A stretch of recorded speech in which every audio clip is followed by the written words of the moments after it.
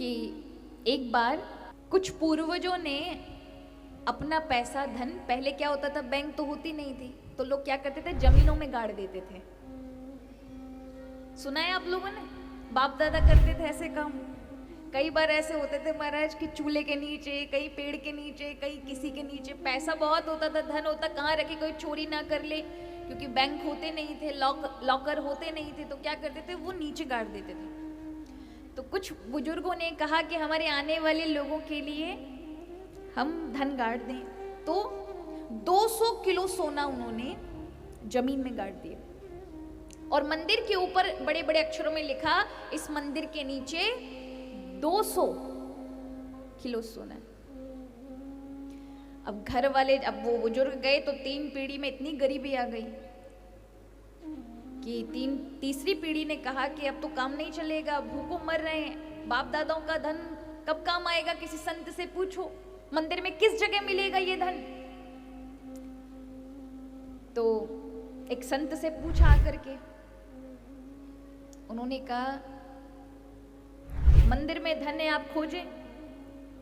तो उन लोगों ने क्या किया, मंदिर को ही तोड़ डाला धन के चक्कर में, पूरा मंदिर उखाड़ दिया, लेकिन पूरा गांव लगा धन निकालने में, एक को भी नहीं मिला। अब वो संत के पास लौट कर आए, उन्होंने कहा संत जी हमने देखा मंदिर में, उन्होंने कहा मंदिर को तो क्षति नहीं पहुंचाई, बोले मंदिर तो पता नहीं कहाँ गया, सब निकाल दिया हमने तो, पर धन तो नहीं मिला हमारे बाप दादाओं को, जो बड़े बड़े अक्षर में लिखा था कि इस मंदिर में 200 किलो सोना है।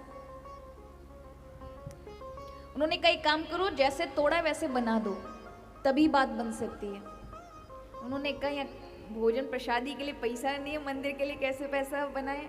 बोले मंदिर किसी एक का थोड़ी ना था, भगवान का मंदिर, भगवान तो सबके हैं, सब गांव वाले चंदा करो और सब मिलकर के बनाओ। हम दिवाली के समय आएंगे, क्योंकि वहां पर बड़े बड़े अक्षरों में लिखा था, इस मंदिर में 200 किलो सोना दबा है, लेकिन दिवाली में दोपहर के समय ही मुहूर्त है। तो ने कहा आप बनाओ, दिवाली पर आएंगे। अब 6 महीने ही थे दिवाली के, उन्होंने बड़ा तैयार कर दिया महाराज, गांव वालों सबने चंदा मिलकर के कि चलो 200 किलो धन मिलेगा, सबने खड़ा कर दिया मंदिर वैसा का वैसा, क्योंकि पहले बड़े बड़े चट्टानों पे मंदिर बनते थे, खड़ा कर दिया उसको। अब सोचने लगे क्या पता संत आए ना आए, बेवकूफ बना गए, लेकिन दिवाली के 5-10 दिन पहले वो संत आ जाते हैं, तो लोगों को विश्वास हो गया हमारा काम बन जाए। संत ने कहा दिवाली आने दो। दिवाली आई, दिन के 12 बजे का समय आया। संत ने कहा कि बुजुर्ग इतने तो बेवकूफ, हमारे पूर्वज हमारे इतने बुजुर्ग भोले भाले और बेवकूफ नहीं होते थे कि नीचे लिखा है तो वहीं गाड़ देंगे, फिर तो कोई भी लेके महाराज चला जाएगा। तो जैसे ही वो संत जी परिक्रमा लगाते, ठीक 12 बजता है, और समय का हमेशा संबंध सूर्य के साथ है ना, सूर्य जैसे जैसे गति करता है वैसे वैसे समय चक्र चलता है, सुबह शाम इस तरह से। तो जैसे ही 12 बजे दोपहर के, और गुंबद में सूर्य की परछाई, गुंबद का जो परछाई होता है वो अलग दिशा की ओर जा रहा था। ठीक 12 बजे उन्होंने कहा कि देखो वहां जो परछाई गुंबद की पड़ रही है ना, मंदिर का प्रतिबिंब, वहां खोजो, वहां खोदो, वहां धन है। और जैसे सबने खोदा महाराज, 200 किलो सोना बराबर वहीं की वहीं मिल गया।